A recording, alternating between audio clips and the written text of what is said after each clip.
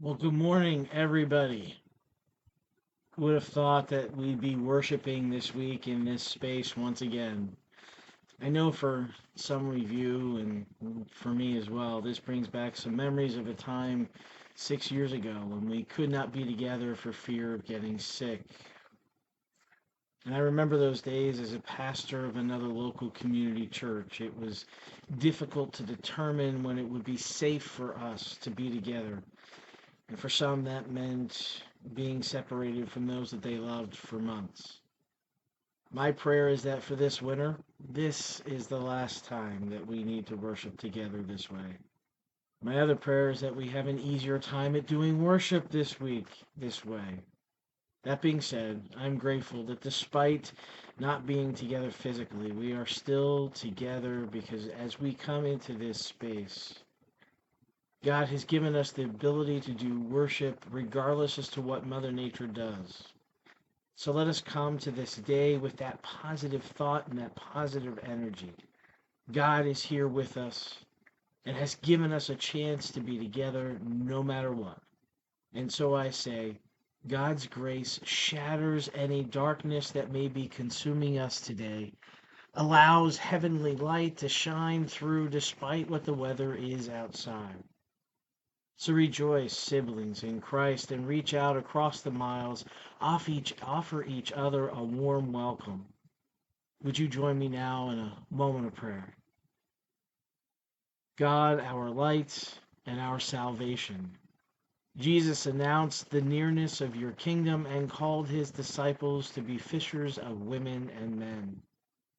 Give us courage to follow in the way of Jesus, that our lives may bear witness to the good news of the kingdom at hand, and our vocation serve to draw people to your salvation. Through your Son, Jesus Christ, in the power of the Holy Spirit. Amen. So let us now join together in our responsive call to worship this morning. And as a quick reminder, all of your responses will be in yellow, and I will be leading us through those as well. So you'll hear my voice throughout.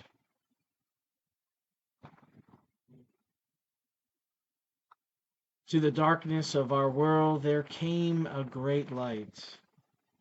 The light came as a child, the Son of God. He is the wonderful Counselor, mighty God, everlasting Father, Prince of Peace. May this glorious light shine in our darkness as we offer him worship and praise. And so this week I've included some hymns. I think I figured out how to make this work. So what we're going to do is we're going to give this a try. If it doesn't work, I'll just skip over the next two. But remember, you are the only one at home today in your space. Maybe you have a roommate with you, but you're the only one that's going to hear you singing. So sing loud and proud, and let us join together in singing our first hymn, the church's One Foundation.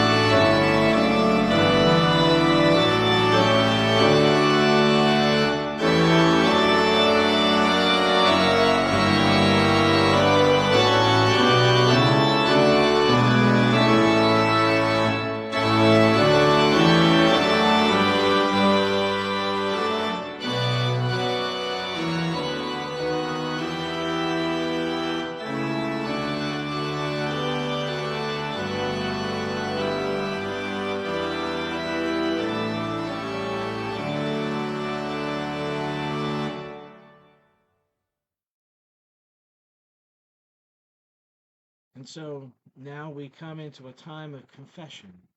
Let us confess our sins, for the Holy One delights in blessing those who seek to walk with God. Would you join me now in our prayer of confession? Almighty God, we confess that we have not been faithful to you in our thoughts and actions. We have been selfish in our desires and quarrelsome in our relationships. We have allowed fear to divide us from those who seem different, and let distrust separate us from our brothers and sisters. Shine your light into our darkened hearts. Save us from our divisive ways. Unite us in the same mind as Jesus Christ, who dwells with you and the Holy Spirit in perfect harmony. Amen.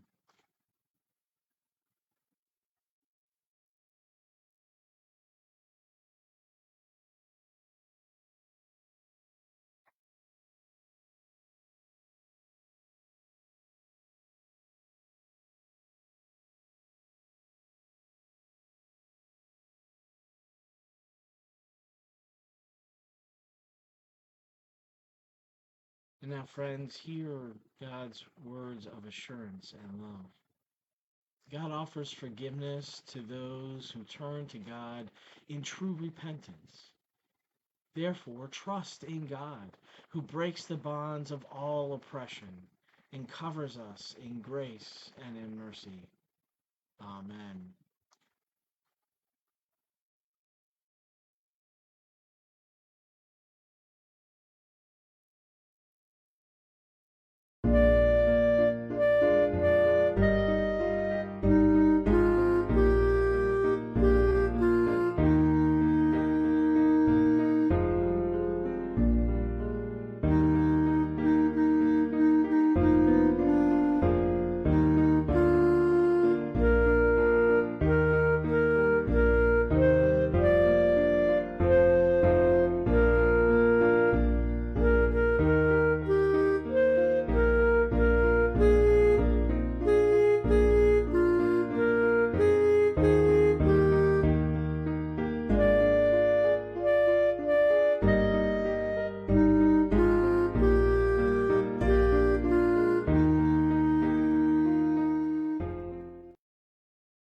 Would you join me in a moment of prayer?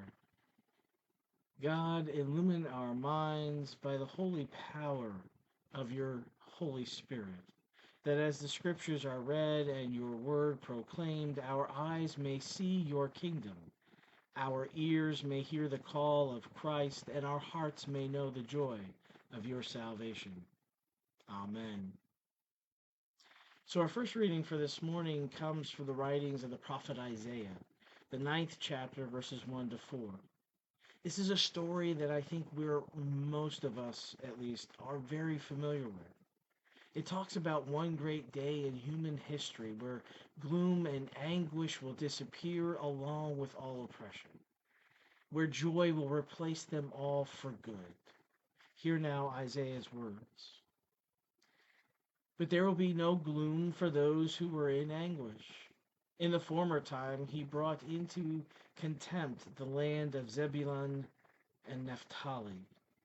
But in that latter time he will make glorious the way of the sea, the land beyond the Jordan, Galilee of the nations.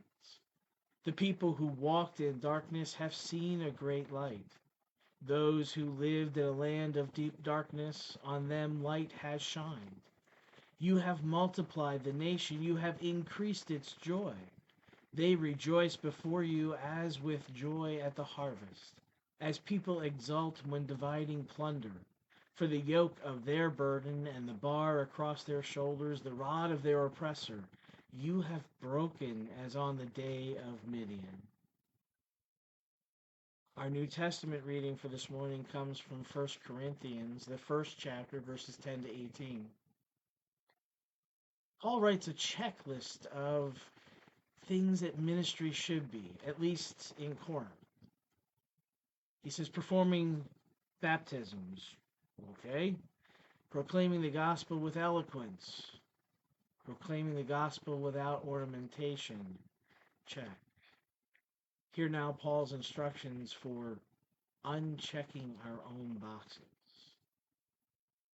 Now I appeal to you, brothers and sisters, by the name of our Lord Jesus Christ, that all of you be in agreement, and that there be no divisions among you, but that you be united in the same mind and the same purpose. For it has been reported to me by Chloe's people that there are quarrels among you, my brothers and sisters.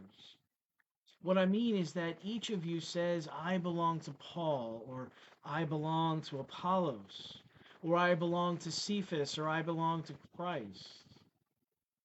Has Christ been divided? Was Paul crucified for you? Or were you baptized in the name of Paul?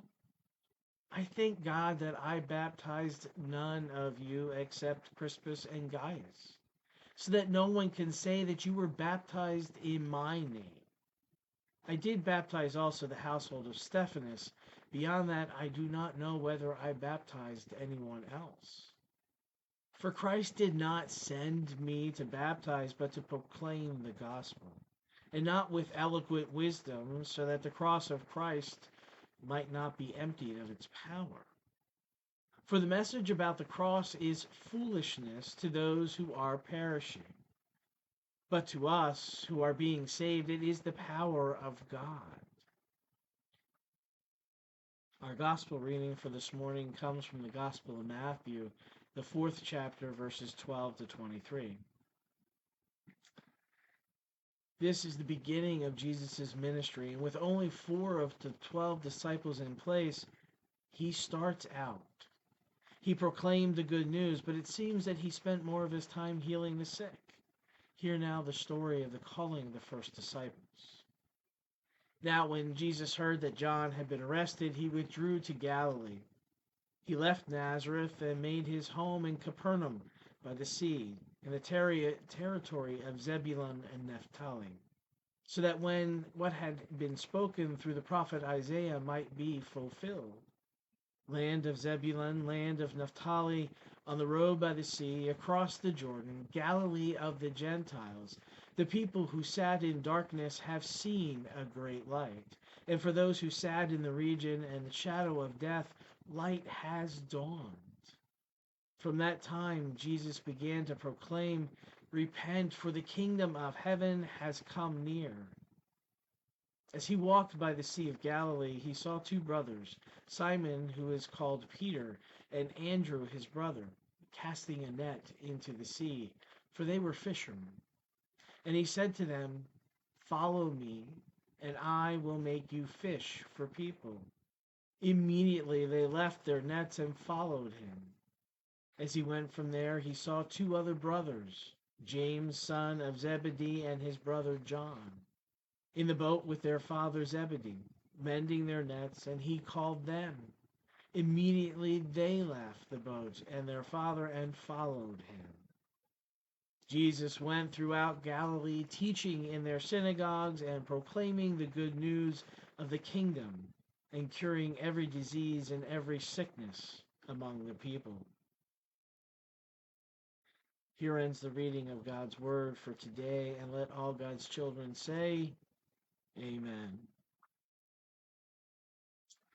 So I wonder, how many of you had or still have special rules about the dinner table and the things that you can and cannot do there? When I was a kid, the rules I had to follow the most were do not chew with your mouth open and do not speak until spoken to. Fairly simple rules, sometimes a challenge for a child with some energy about that last piece of not speaking until spoken to, but hey, I managed. I imagine that many people have rules about what happens at the dinner table. Another pastor that I've read shares this about his family's dinner table. He says when he was growing up, there was no television while eating dinner. This rule was not as hard and fast as my rules because he relates that this rule was broken every Sunday evening because his father wanted to watch Mutual of Omaha's Wild Kingdom. Now, I'm hoping some of you might remember this show. It was a show sponsored by Mutual of Omaha Insurance Company. And for this young man's Presbyterian pastor father, each episode was a theological journey demonstrating to us all, yet once again, the wonders of God's creativity and imagination in the natural world. It covered places from the savannas of Kenya to the barrier reef in Australia to the jungles of Borneo. And as the family ate dinner together Sunday evenings, they watched with fascination as the host introduced new creatures and opened the world to them. This particular pastor remembers in one episode about the elephant seals of Argentina that the show focused on a mother and her seal pup who had just been born. This mother, soon after giving birth, was famished, and so she abandoned the pup on the shore so she could go feed in the rich waters off the coast. And after feeding, she returned to a different part of the beach and began to call for her baby. Other mothers had done the same thing, and all had returned at a similar time. So you can imagine the scene of all of these mother elephant seals lying on the beach calling for their infants. And that made this pastor wonder how they would ever find one another amid all of that noise and chaos. This particular show, the camera then followed the mother as she called to her pup and listened for the response. Following each other's voices and scents, soon the mother and the pup were reunited. And the host explained that from the moment of birth, the sound and scent of the pup are imprinted in the mother's memory. And the sound and the scent of the mother are also imprinted in the pup's memory. Now, this fascinates my mind, and it certainly fascinated the young mind of this particular theologian, especially when his dad then turned to him and said, "You know, that's how it is with God. We are imprinted with a memory of God, and God is imprinted with a memory of us. And even if it takes a lifetime, we will find each other. Even if it takes a lifetime, we will find each other." What a powerful way of telling a child that God continues to seek us no matter how far we may roam from God's love or protection for us. And I can remember from my own life times when I have felt alone and faced the unknown. Just like wandering in an unfamiliar, darkened house. We often trip and stumble along the way to finding where we intended to go. The darkness that surrounds us in those moments feels insurmountable, yet the darkness never lasts. Morning always comes, and the light of day helps us to navigate in places with which we are not familiar. And I have often wondered if this might have been how Jesus felt at the beginning of his ministry. In our gospel lesson for this morning, we find two different stories being combined, and while they might seem unrelated, they really are not. In the passage that we heard a few moments ago, we heard that first John the Baptist had been arrested and placed in jail. Now we know that for some time John has been preaching about Jesus' arrival and that he came to usher in a new way of living. By doing this, John has gained some followers, but he's also made some enemies along the way, one of which being Herodias, the wife of Herod Antipas. And not to give too many details of that story for our purposes this morning, let us just understand that John had told Herod that he was not living a just or right life because he had taken his brother's wife for his own. And Herodias did not like that John was trying to convince Herod of the error of his ways. So Herod has John arrested because his wife is so insistent that he does so. Now remember also that John had been called the forerunner of Jesus, and that Isaiah said that John would be the one to announce Christ's arrival.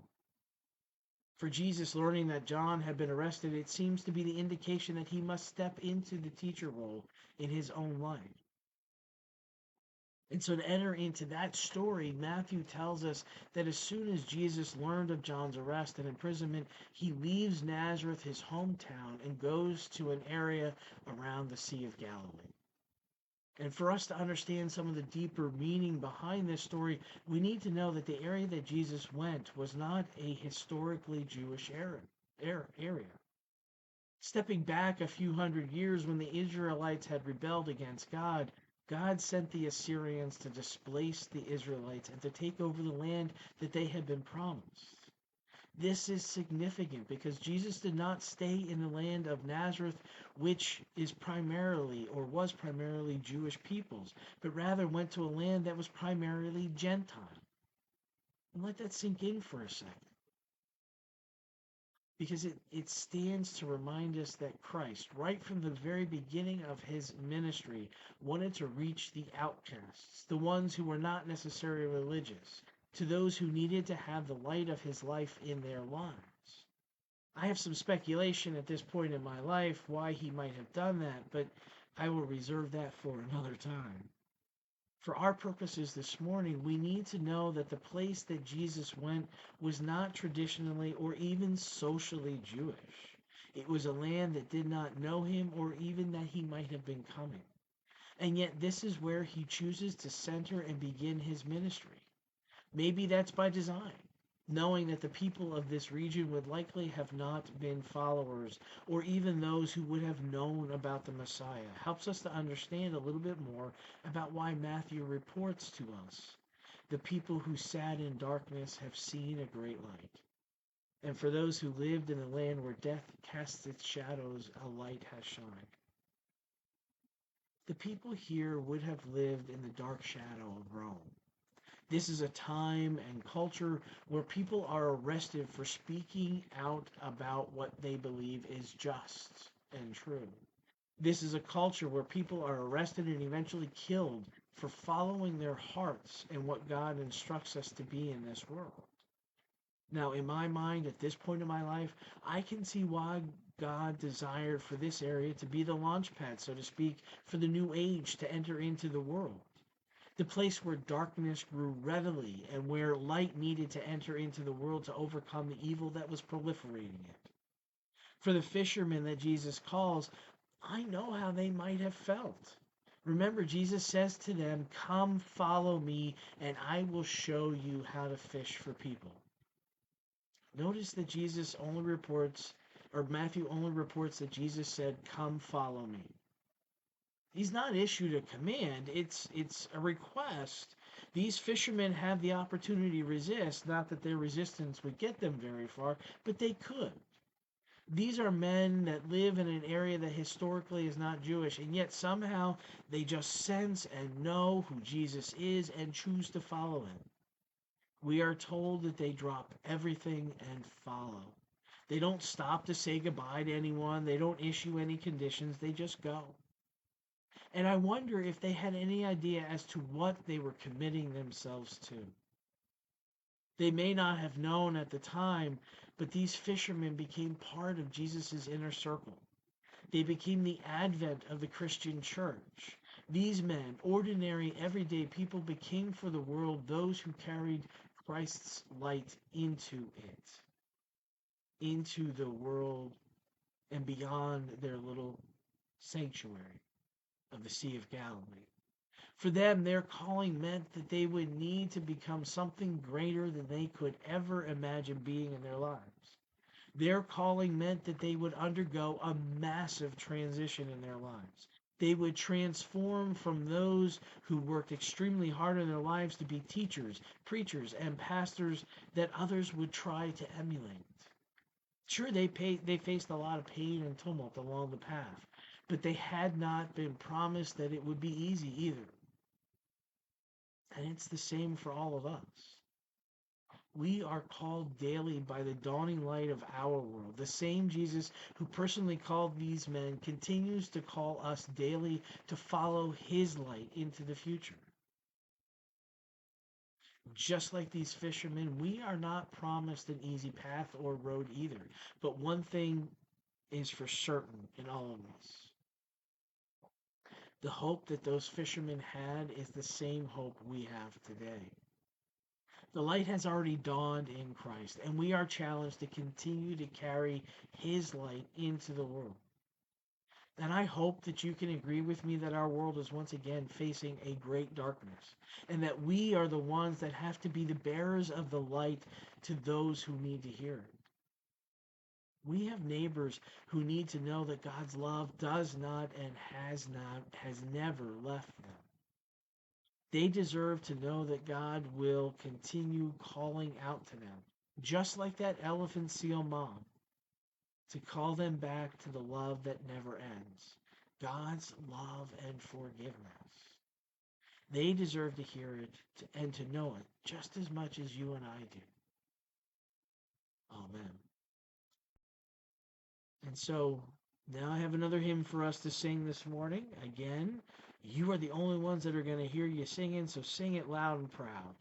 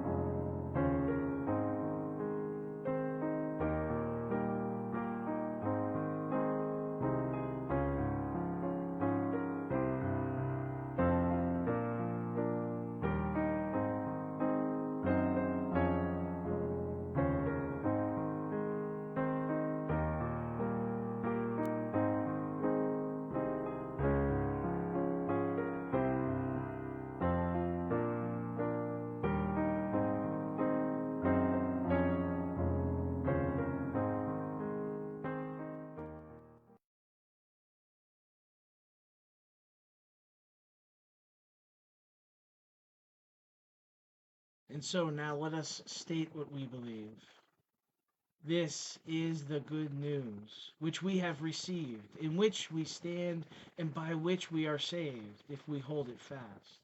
That Christ died for our sins according to the Scriptures, that he was buried, that he was raised on the third day, and that he appeared first to the women, then to Peter, and to the 12, and then to many faithful witnesses.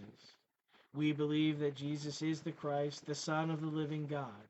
Jesus Christ is the first and the last, the beginning and the end. He is our Lord and our God. Amen. So,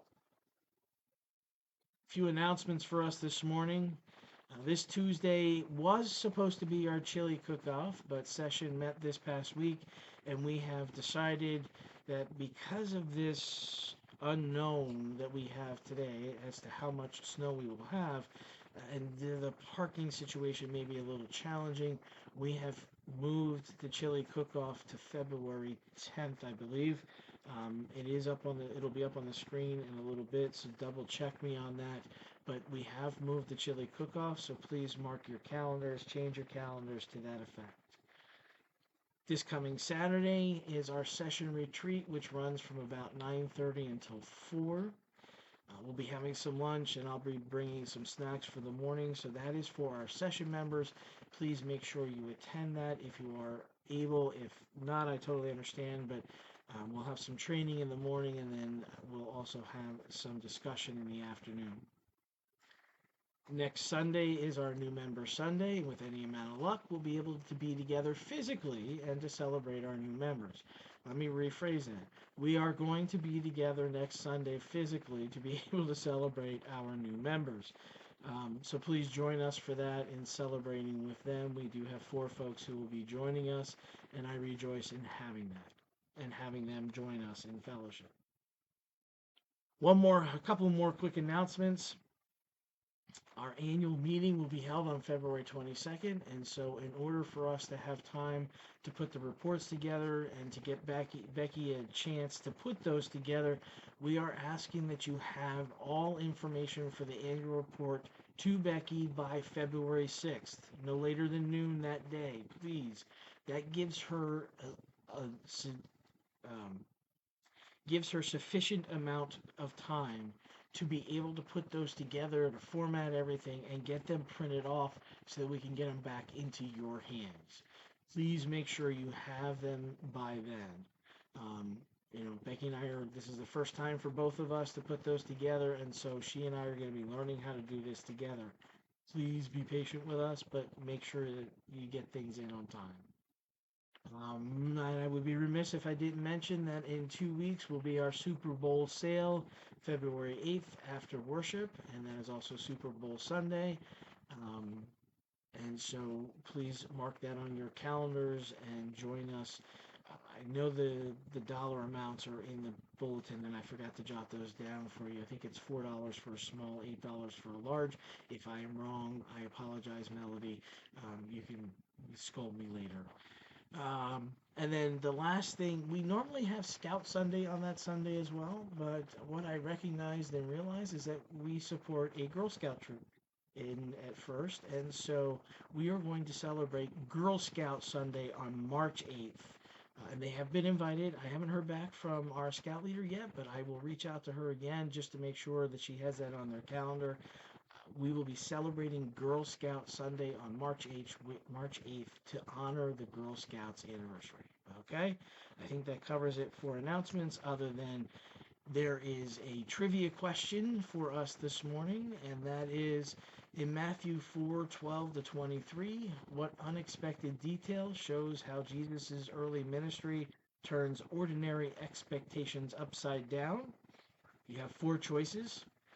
First one is that he began his public ministry in Galilee of the Gentiles, not in Jerusalem. He chose disciples only after they completed formal religious training. He performed his first miracle before calling any followers. Or he avoids preaching until John the Baptist is released from prison. I'll give you a few seconds to think about those. And the answer is that he began his public ministry not in Jerusalem, which is where people thought he might do so because he is Jewish, and according to their intuitive nature, they would have thought that he would have went to the religious leaders. However, he begins in Galilee of the Gentiles, a region that was considered spiritually marginal and culturally mixed. And Matthew highlights this on purpose for us. He's tying it to Isaiah's prophecy about the light dawning in unexpected places. And so that is our trivia for this morning. And then I have some joys and concerns to lift up to you this morning. Obviously, we want to keep Tom and Sally in prayer as Tom heals and recovers from his surgery. Dave also is healing after his surgery. Amaya is recovering from her time in the hospital. Louise Ann also lifts up some health concerns to us and asks for our prayers. Lois H. also with some health concerns. Obviously, we want to continue to hold Brianna, who is awaiting surgery, and Jonah, that his medicine will continue to help. To Amanda and her family, who may have lost a brother and friend last weekend. They were to return from Mount Rainier and did not at this point, so please continue to hold them in prayer.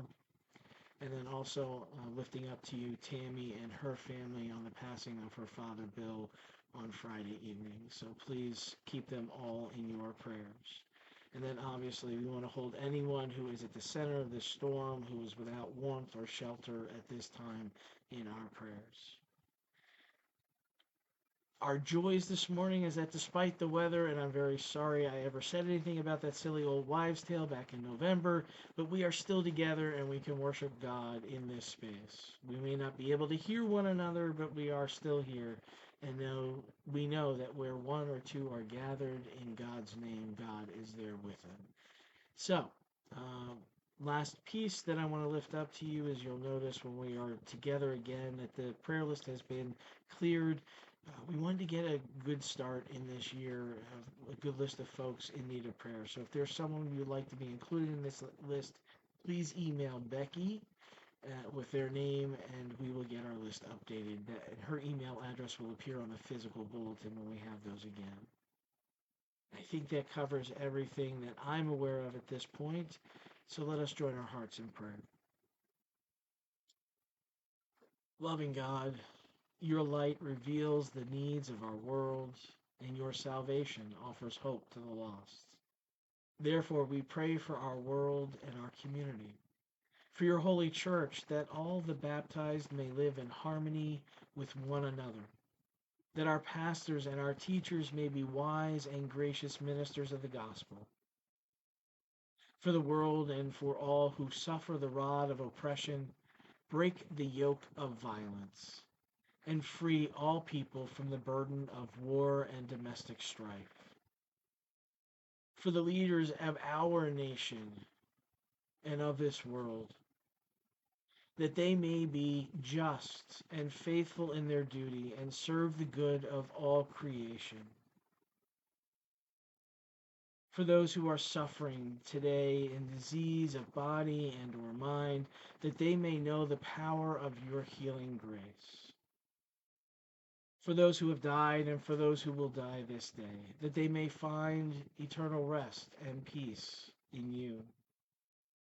For those who have cared for those who have died, for those who are dying, that they may find peace and comfort in knowing that you abide with them in this time. For the current concerns that we have lifted up, O Lord, and those that we offer now in silence across the miles.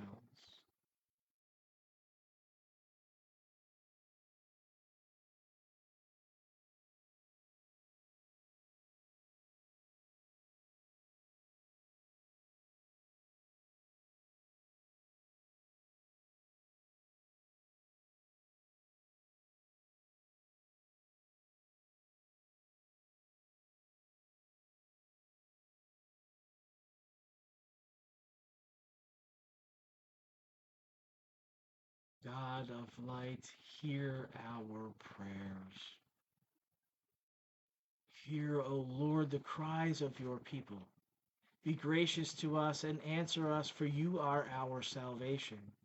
Through Christ, in the power of the Holy Spirit, we now boldly pray as he taught us, saying, Our Father, who art in heaven, hallowed be thy name.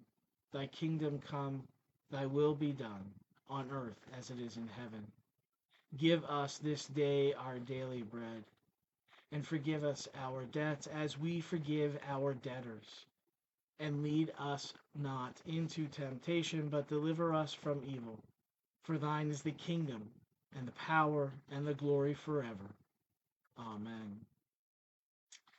And so we have one final hymn for us. I have one final hymn for us this morning, and I invite you to sing it loud and proud as we sing, I have decided to follow Jesus.